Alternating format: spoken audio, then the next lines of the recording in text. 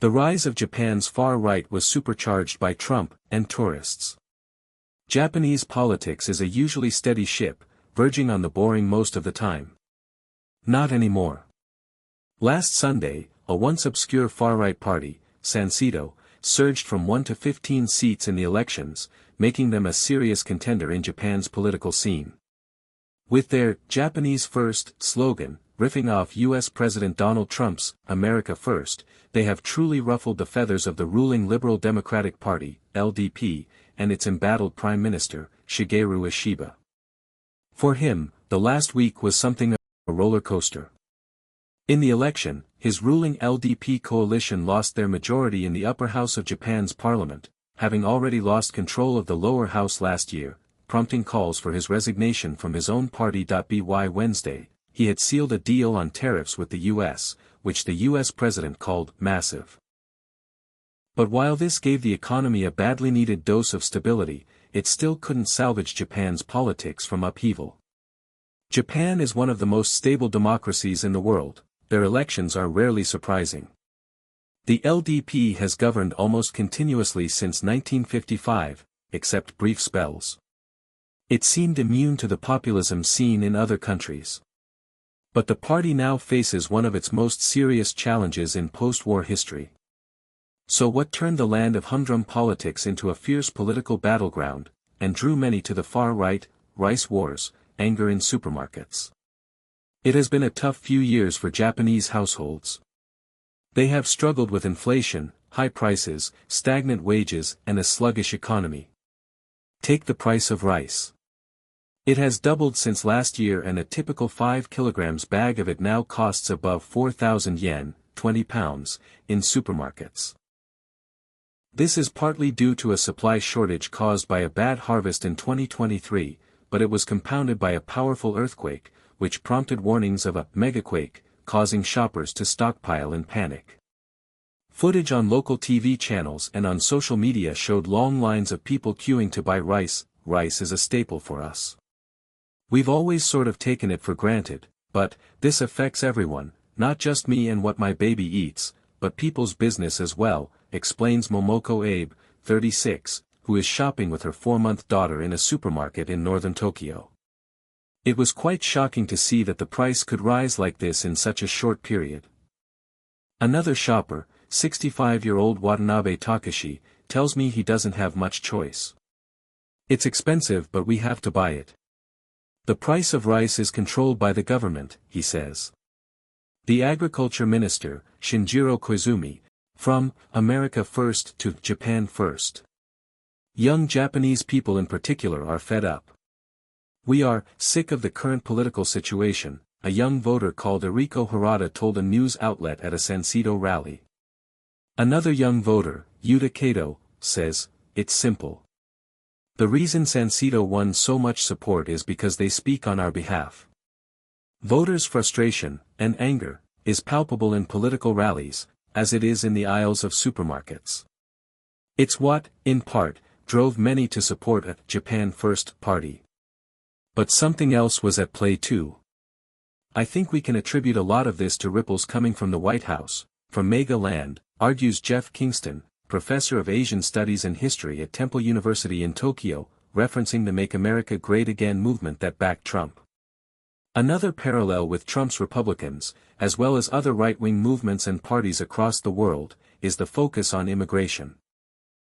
Japan has historically had very low levels of immigration, but it has been on the rise. The number of foreign residents living in Japan at the end of last year was approximately 3.77 million, an increase of almost 11% from the previous year, and a new record high.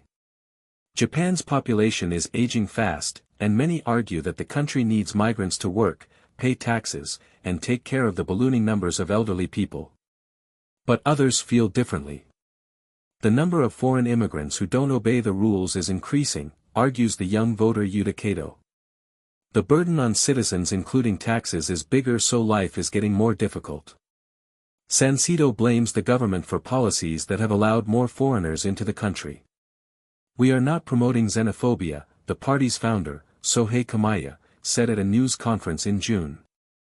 Japanese people feel unease and dissatisfaction because there are no established rules for accepting foreigners. In another news conference he said, many citizens are frustrated that too much money is being spent on social security and education support for foreigners. Welfare Minister Takamaro Fukuoka, of the LDP, has rebutted the claim that the government is providing favorable medical or welfare benefits to foreign residents. Still, the message resonates with supporters. Foreigners are scary. I'm afraid they may go on a rampage, a 54-year-old Sansito volunteer told the Asahi Shimbun newspaper. When asked why he feared foreigners, he admitted that he had not experienced any direct harm from them. A 35-year-old homemaker attending a Sansito rally with her husband and child told the paper, Sansito says things that other parties don't say. But the far-right party's focus on foreigners doesn't just apply to people seeking to live in Japan. Sansito has another, more unusual target on its list, tourists. Trump is empowering the primordial in people all over the world. Tourists taking selfies and behaving badly.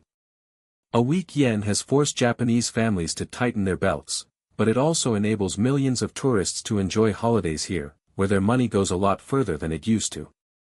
As a result, Japan has seen a large rise in incoming tourists.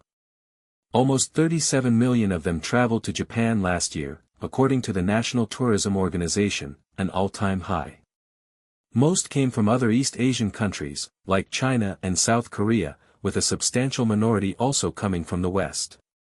Some argue that tourists behave in an uncouth, disrespectful way, violating the strong norms of courtesy on which Japanese people pride themselves. Last November, a 65-year-old American tourist was arrested on suspicion of scrawling graffiti onto a wooden gate at the Meiji Jingu Shrine in Tokyo. Also last year, residents in the town of Fujiko-Aguchiko admitted their frustration over tourists breaking traffic rules in order to photograph Mount Fuji, which looms over the area. The pretty town, in the foothills of the volcano, is often a base for climbers. It is also on the banks of Lake Kawaguchi. The area is known for its striking beauty, but eventually authorities erected a screen to block the view. It's regrettable we have to do this because of some tourists who can't respect rules, a local official said. Kazuhiko Iwama, 65, who has lived in the town his whole life, told me about this at the time. Tourists cross the street and they don't seem to care about the cars at all. It is dangerous, he said. They leave trash and cigarette butts everywhere. Even after the mountain was shielded from view, some tourists found ways to take a selfie. Some incidents were caught on video and posted online. Spreading false information about foreigners. This all fueled a frustration that led to many voters turning to Sansito, and resulted in its ballot box success. But not everyone believes this was done fairly. Some analysts have argued that the right-wing party has conflated misbehavior and bad manners by some tourists with Japan's immigration issue and lumped it into one big foreign problem. They have spread false information about foreigners, saying that they're creating large amounts of crime and threatening the public order, says Jeffrey Hall, a lecturer in international studies at Kanda University of International Studies, in eastern Japan. They have also been fixated on the idea of foreigners buying property. Days before the vote, the Prime Minister's administration spoke about the issue too, announcing a new government task force to fight crimes and disorderly conduct by foreign nationals. His party has also promised a target of 0 illegal foreigners. The Trump admirer who started Sansito. Sansito, which translates as participate in politics, started in 2020, the year when the COVID-19 pandemic was at its height, and gained prominence with YouTube videos that spread conspiracy theories about vaccinations.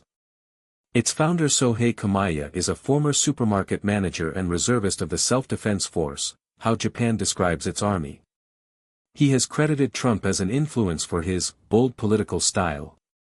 He attracted people on social media who were unhappy with conventional parties, gaining support with warnings of a silent invasion of immigrants and pledges for tax cuts and welfare spending.